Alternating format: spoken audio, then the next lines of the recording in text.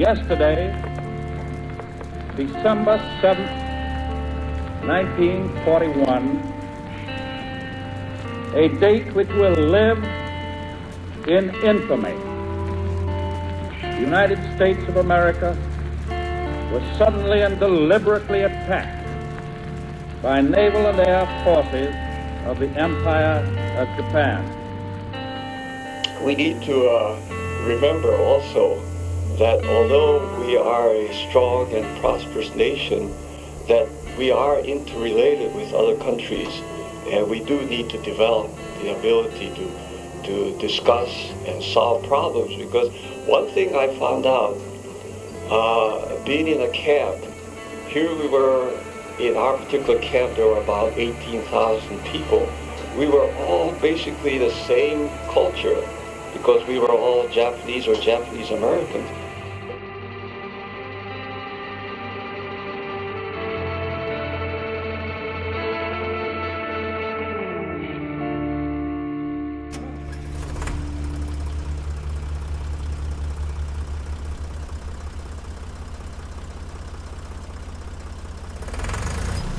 I think I'll begin with the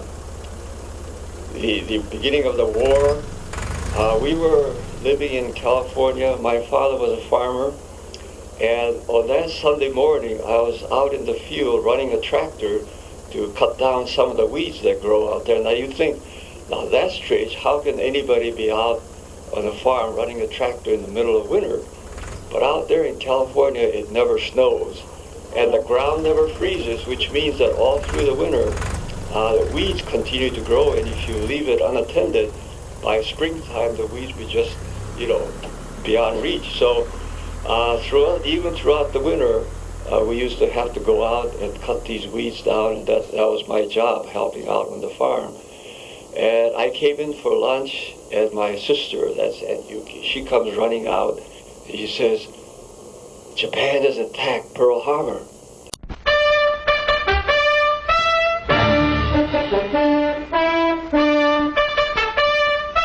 Your commentator is Joe O'Brien.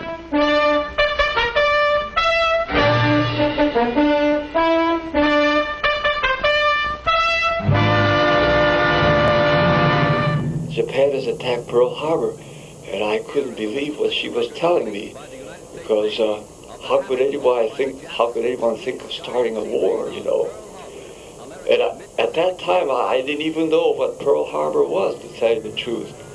As we listened to the radio and got the news, we realized that Pearl Harbor was a naval base in Hawaii, and that the Pacific Fleet was out there. As we continued to listen to the news, I got more and more angry, because I got to feeling, how can anybody, it's almost like if somebody broke into your home and shot your parents or your family and then trashed the house. That's the way it felt, to have your country suddenly attacked by a foreign nation. Then I got to worrying, now what is that going to mean? Does this mean war? Yes. And if war comes, what about my education? After graduating from high school, I was in high school at the time, I was in my junior year, I was 17 years old. So I had another year of high school to go before graduating, and after that I had planned to go to college to study engineering. And this meant, well, how am I going to continue with my education? What am I going to do in the future? Well, the future was pretty much decided.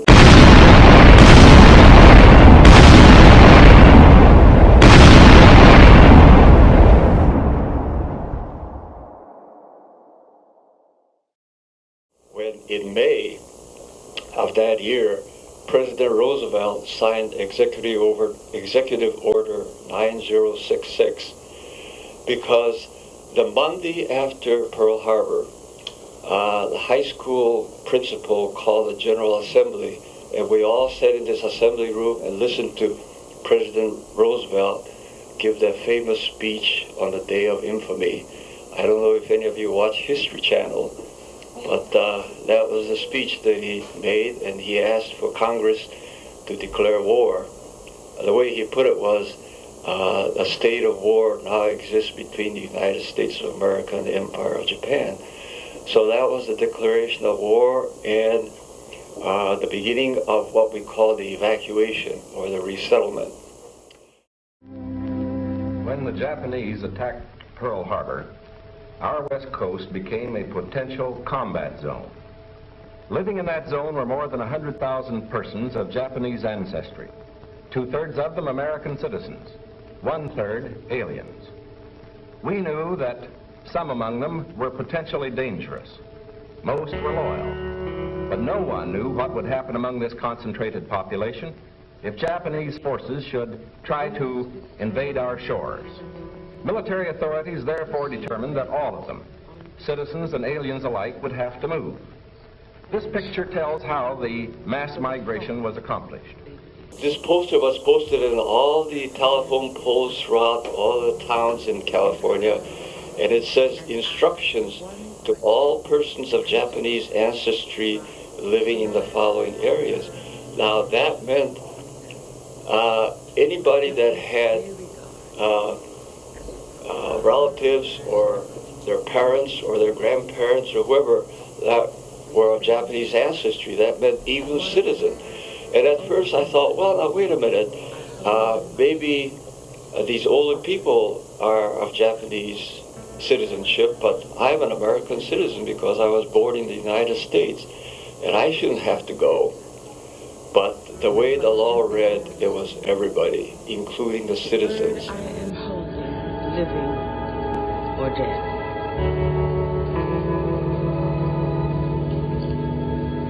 She still doesn't answer.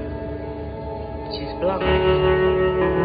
She can't see her visitors, let alone what is in their hands. She doesn't know their color, their gender, or their homeland. She only knows their motive. The old woman's silence is so long, the young people have trouble. And so we had to start making preparations to move out of where we were living, leave everything behind. We were only allowed to take one suitcase and whatever you could carry, as well as the clothes on your back. So to try to either store or dispose of or pack what we could carry, it was a tough job. I think everybody realized that, well, we're here. Instead of protesting or having demonstrations, why not try to work together and see if we can make a life better? And that's why the farmers were able to go out to the farms to raise crops, and the residents, some worked in the maintenance to help run the camp, others were teachers.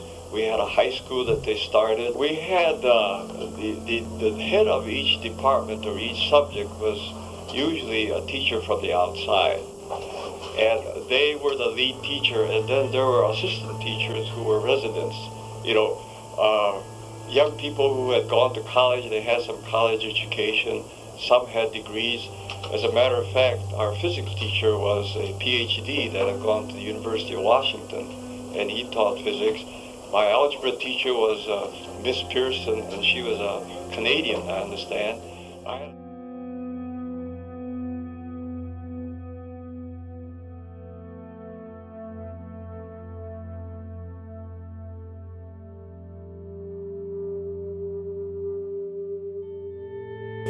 We tried to have school as much as possible like it was normally on the outside. And so there were a lot of experiences that was helpful to us, but I think we need to credit the teachers.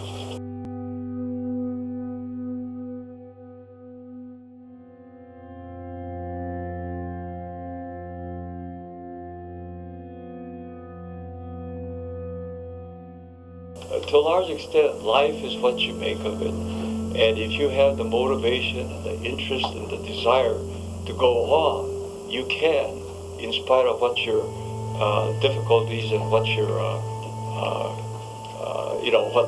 what obstacles you have, you can overcome them if you have the spirit to do it. And I think I have to credit my parents and many of the others. There were like, all told, I think of all the people, there were like 4 different groups of people.